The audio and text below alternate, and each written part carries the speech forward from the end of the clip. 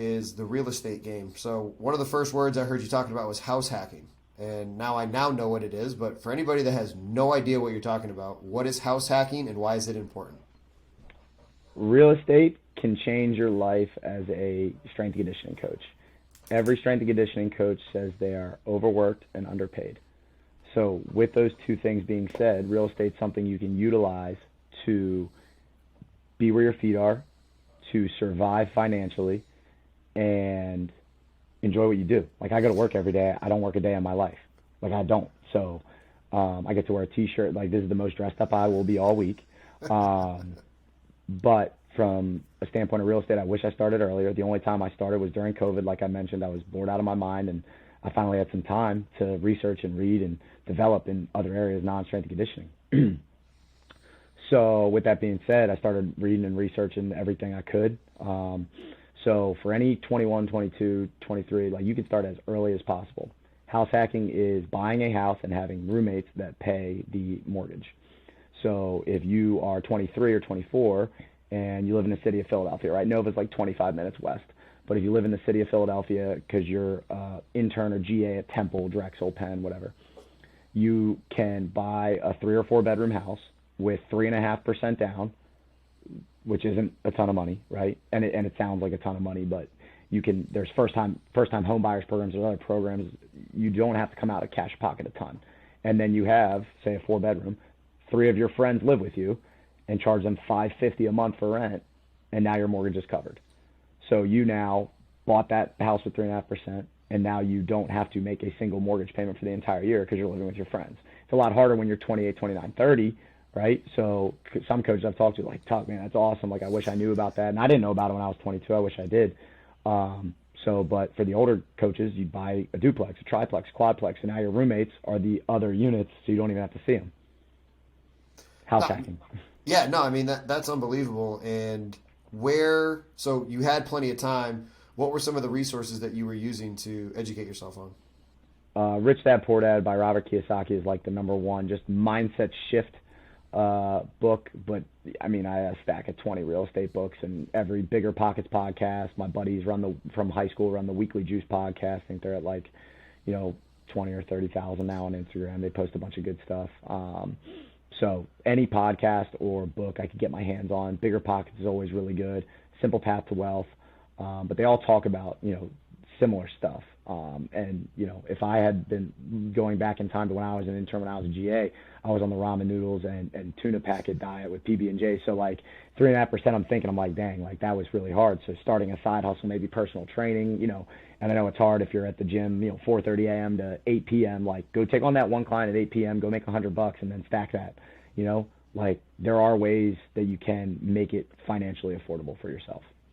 What have you been doing real estate wise? Again, obviously you're working, but that was 3 years ago. So what have you learned since then? What are the moves that you've been doing? So, my case study, I was 28. I bought my first house. It was a row home in Philadelphia, 4 bedroom, 2 bath, modest house in Roxborough, Manayunk. So kind of, not the center city downtown, but right on the, western part of the city. And I moved in to the basement, which was 1 bed, 1 bath, and I just got a girlfriend at the time. And I was like, all right, well, I found these 3 girls to live with, and they're all, like, from Colorado. They're in PA school. They're super nice, super clean. And she's like, I don't know, which, right? It's weird. That's a weird thing. Like, all my friends are getting married. They're having kids. They're in, their forever home. But I put down 5% conventional loan because it was a cheaper rate at the time. But my bank account went to under 10 grand with that one purchase. So it was like, oh shit, like, I'm kind of strapped for cash. But now I charge them $700 for a month for each room, and then it says $2,100. I wasn't paying a single rent payment, so I didn't pay any mortgage for a fully. We're all almost on year 2 now.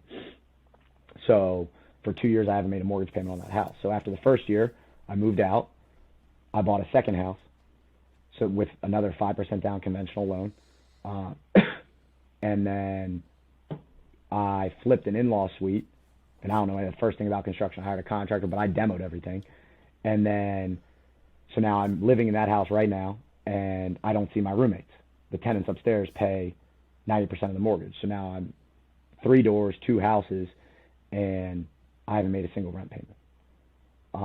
Me and my buddy started an LLC, so we got, a couple properties into that, but that's kind of group work together. It's a little different, but that's a very similar situation to how anybody else could be. And it's not having a ton of money on the side. It's saving up enough for 3.5% down, 5% down, buying it, not paying anything. So now, if you're paying $1,000 in rent, $1,500 in rent, whatever it is, let's say you call it $1,000, that's $12,000 just saved just from rent, right? So now I save that $12,000, and then, if you start a side hustle or anything else, that's another way to start that fund. So that house fund that you want, it's all plausible. And that's not even talking about the tax benefits, the depreciation of the property, so you can write off a lot of stuff. Not that I'm a tax advisor. The property appreciates over time, right? The $100,000 house in 2000 is now $300,000, just the way the world works, right? So you have the loan, and then the loan's getting paid down, right? So say it's a $100,000 house. If I put down $5,000, 5%, $95,000 is in the loan. Well, over time, that goes down as the rents get paid and the mortgage gets paid off, but you're not paying it, the tenants are. So you have loan pay down, tax, the tax losses and the tax write-offs. You have depreciation on the property and appreciation for the value of the property. So that's kind of the 4 key things when it comes to the benefits of real estate. So when people hear that, they're like, okay, how the heck did you move out and get a second home for a similar-ish rate, down payment? Like, how would somebody go ahead and do that, like logistically?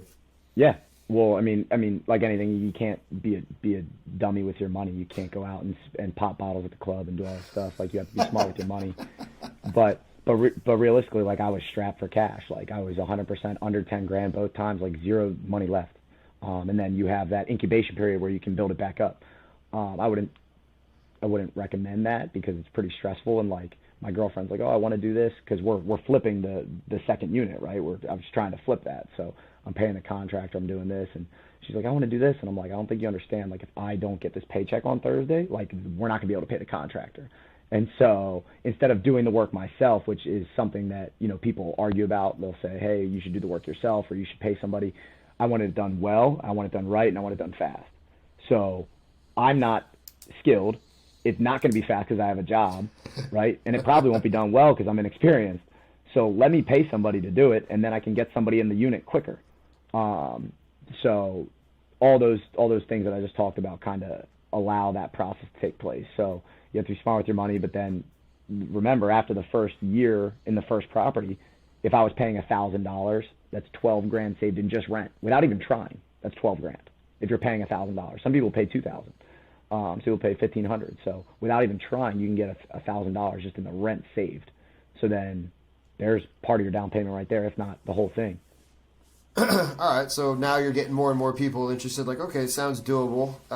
What about the difficulty of tenants? And like you just said, you want it done right, smart. Like, do you have a property manager? How do you go about doing that? What do you recommend? What would you tell your old self? So property.